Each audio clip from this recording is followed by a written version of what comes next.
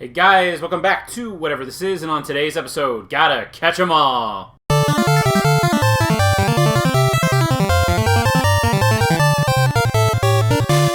So, here we are, 25 years after that initial subtitle of Gotta Catch 'em All, and now it really is like, that's a pretty daunting task. But when it first hit, there was only 150, hold on, 151, one little pink monster. And it has become the biggest phenomenon and is starting to encroach upon the mouse. It is crazy to think that a little Game Boy game ended up becoming what it is today, that it has its own company. As I always remembered when it came out and it was first getting popular, everyone just said, oh, it's a phase. You'll think back of it when you're older and you'll laugh. And unfortunately that's not the case, because I have quite the collection of games here, and I love Pokemon. I have at least one game from every generation. I only buy what I think I'm going to play, and that's just how I collect Pokemon games. Like, I know there are people who are, go completely awesome about it, where they get the Japanese box, European box. I can't do that. I just go with what I think I'm going to play. And I'll always remember when Blue came out. I chose Blue over Red, and the main reason why I even got into Pokemon was for one reason. That being, Nintendo Power released this VHS tape. Now, at the time I had a subscription, and they sent you this tape, and it was a way to promote whatever new promo thing they had. It was about 10 minutes long, and I ate that up. I absolutely devoured that tape. That tape has unfortunately been thrown out by my family years ago. It's a VHS tape, and it was just promoting the initial launch of Pokemon, when to look up for the games, hey, this TV show's hitting. And it was absolutely bonkers to think that, they're just going to drop it and put all this merch out there, and then see what kind of sticks. And they thought it would only kick around for a little while, and that'd be it. But it ended up being so popular that they have obviously continued to make video games and TV shows and movies and card games to this day. And I just got into it with Blue. I distinctly remember going to my local EB Games as a small child, seeing it on the back shelf, and picking it up. I saved up a bunch of money. I'm pretty sure my parents helped me out by it, because I think I was short by a few bucks, and it was just to keep me quiet. Unfortunately for them, I never stopped talking about Pokemon. This is your problem now. And years later, I continued to buy them. I continued to buy them so much, I still have Pokemon Yellow kicking around. And Pokemon Yellow was really cool, because it gave you Pikachu from the start, and you could get all 3 starters, and it was a Game Boy Color game. Or these ones were just Game Boy games. This one was Game Boy Color. Hooray, Color! And again, it was really cool. You could get surfing Pikachu and stuff. And again, talk of the playground, everybody loved it. You've heard this history 100 times. But the game that cemented everything for me is Gold. This is where, and I'm not the person, I don't think the series peaked here, but I think this is where it found its flow, and it ended up becoming the property that it was going to become. This game was huge when it came out. It sold really well, especially against what the originals did, and this was a much better game than the first game. It was so good, they even put the first game into the second game. And then there was a ton of little spin-offs and everywhere. So you had Pokemon Puzzle League, you had Puzzle League on the N64, this one's Puzzle Challenge for the Game Boy Color. This was really cool. You had another one that I've done an entire video on, called Pokemon Card, that no one talks about. That was a great way to learn the card game. I didn't learn to play it when I was a kid on this. I actually learned in person. But these were great games to teach people how to play. And yes, there was a Japanese sequel. I have a video linked down below on that one. But just talking the main lines, and to me, my favorite one, and this is where I'll consider out of the original set, they all amalgamated into this last game. Because Game Freak designed this one with the mindset, we're not getting another one. Nintendo's not going to ask for another one. We're done. Let's just jam everything in here and do it. And they did an excellent job. They added the female trainer for the first time. This is my favorite. Again, I've done a video on Crystal, so I'm going to quickly go over this. And this one's my favorite. It's great. Check it out. Now, I also have the 3rd generation as well. I wasn't the biggest fan of Gen 3 when it first came out. Like, I didn't hate it, but it felt like such a step back from what Crystal was. If you just went from Gold, Silver to this one, it felt great. But if you went from Crystal to this one, it felt like a couple steps back, but a couple steps forwards in others.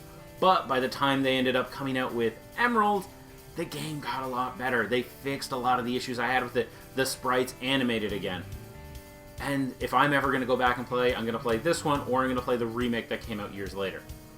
But again, excellent game. This is my favorite out of the Hoenn games. And this is where the remakes started kicking off with Pokemon.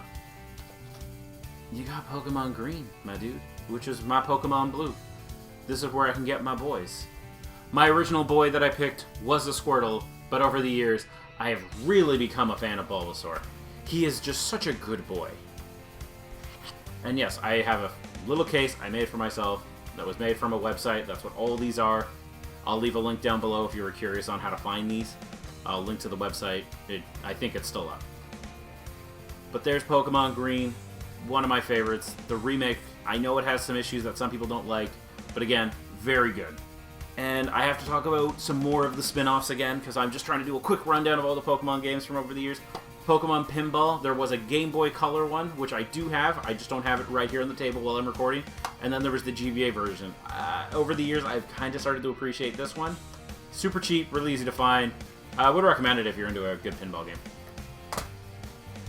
Now, let's talk about ones I've already done a video on about real quick. They are excellent games. I'm hoping for an HD remake, but I don't think that'll happen. Let's be honest here. We got Pokemon Coliseum and Pokemon Gale of Darkness, both for the GameCube. These were weird, experimental Pokemon games done by a completely different company. And one thing that makes me laugh is that a lot of the sound assets they used in the 3D Pokemon games later, they all originated from here. I don't really have anything about that, I just wanted to bring that up. So now that we're out of the sidelines again, we're back into the main line. And we hit the point where I nearly stopped being a fan of Pokemon at one point. When we hit that point, that is the 4th generation, Diamond and Pearl. I don't own the original releases anymore. I do not like them. I think they are incredibly slow. I think the engine... Well, I know the engine runs slow. It didn't feel optimized. There's so much empty space with nothing. And I didn't like it. Ended up slowly getting rid of my Pokemon stuff at that point. Really didn't like it. Got rid of my cards. It's just a franchise I'm like, well, that's it. It had a great run, and it's downhill now. That'll change when I picked up a game on a whim. I was working at a construction site. I was helping out somebody. I finished what they needed the assistance with. And on the way home, I stopped by an EB Games. At that EB Games, they had Platinum on the shelf. I just looked at it behind the counter and just went, you know what? I'm in a mood. Let's go. Pokemon Platinum. And they fixed all my issues with it. This corrects any complaint I have about Gen 4 is corrected in the 3rd version. I can't stand playing Diamond and Pearl. They are too slow and have too many weird issues going on. Where with this one, they actually went and took the time to address those issues, so the game actually feels complete, which is great because I know that's what they used as the base for the remakes. Fantastic. If you're going to play a DS and it's got to be Gen 4, I'm going to say play this one. Pokemon Platinum. And then we get into another remake before they went on to the next generation, which is Pokemon Heart Gold. I did a whole video on this, so I'm just going to say, yo, best one, don't at me. And then after that, we go to a really cool one. I really do enjoy Gen 5. Gen 5 kind of reignited my love for Pokemon in general. I got back into the card game at this point. I only played at a small gym for fun. I was just building a deck for, the giggles of it. And these were a ton of fun to play. And I love the design that, this region was based around New York. It was more North American design. And maybe that played a part into it. But if you guys haven't checked these ones out, black and white were really good ones.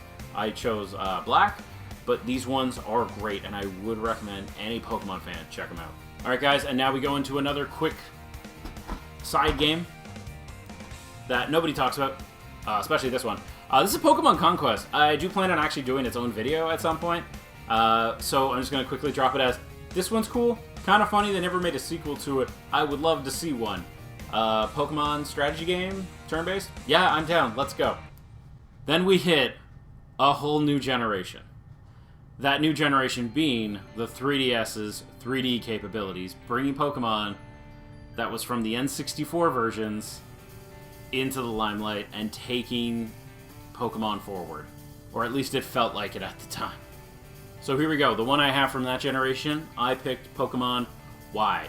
Yveltal was really cool. I was originally going to get X, and then the people I was playing with needed an extra person to have Y, so I just said, heck it, I'll just pick this one.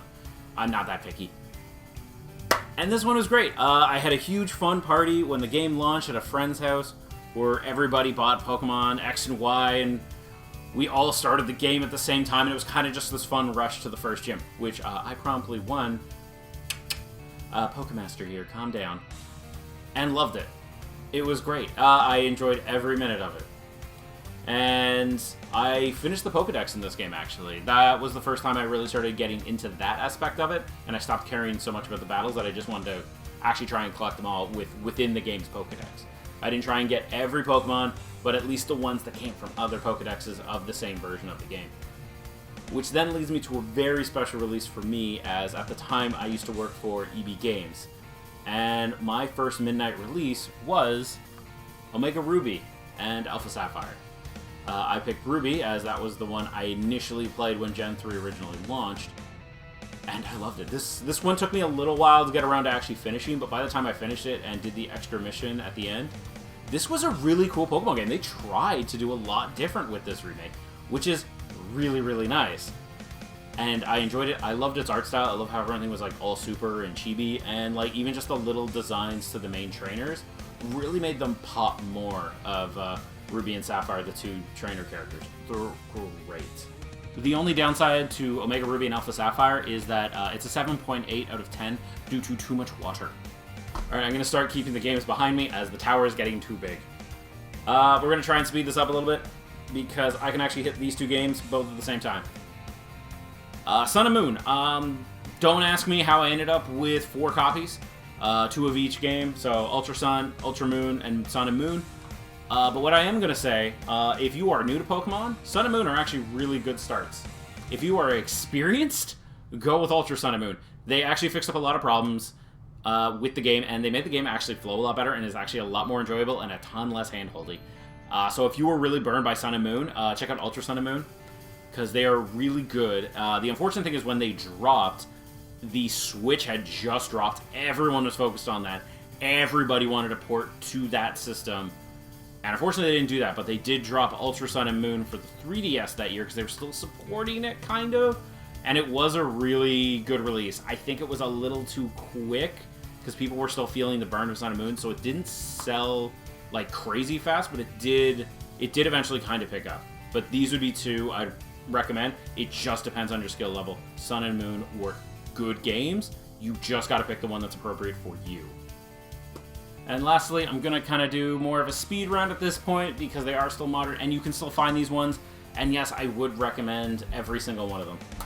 So, starting with the first release on the console for the Switch, I picked up Sword with the expansion pass on the cartridge because I'm that kind of monster. This is really cool that they actually put all the DLC on here. If you can find it, I do think this one is going to be the more desirable one in a few years from now, especially because all the DLC is on here. I think it was kind of a cash grab by the Pokemon Company, mainly due to COVID.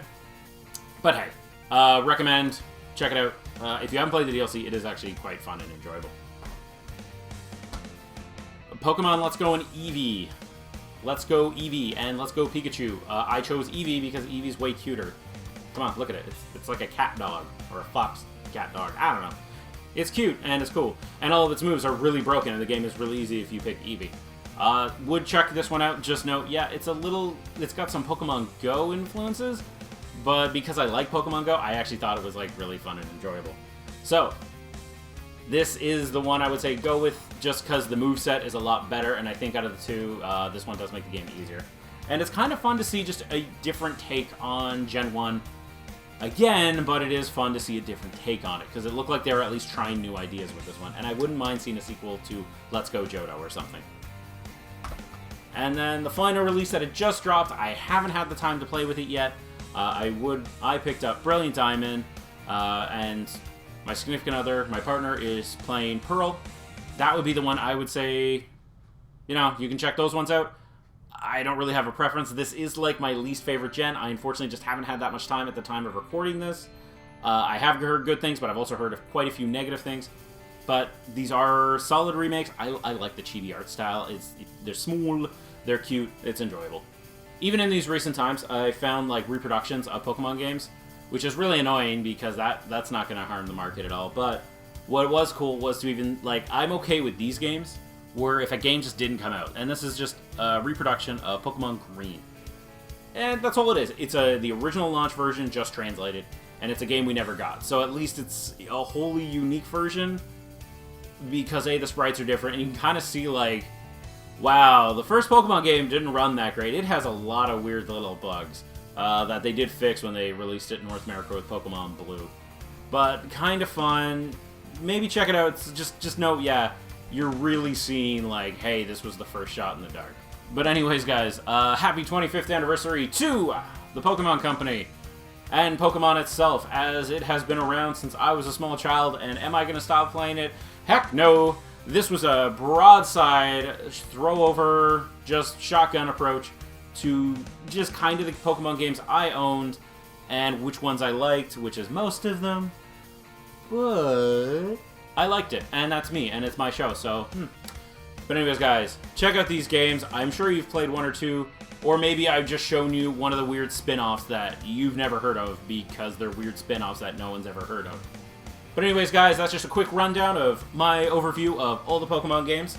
So I hope you enjoyed yourself here. Subscribe, like, comment down below. That'd be super awesome. But anyways, guys, take care and have a good one.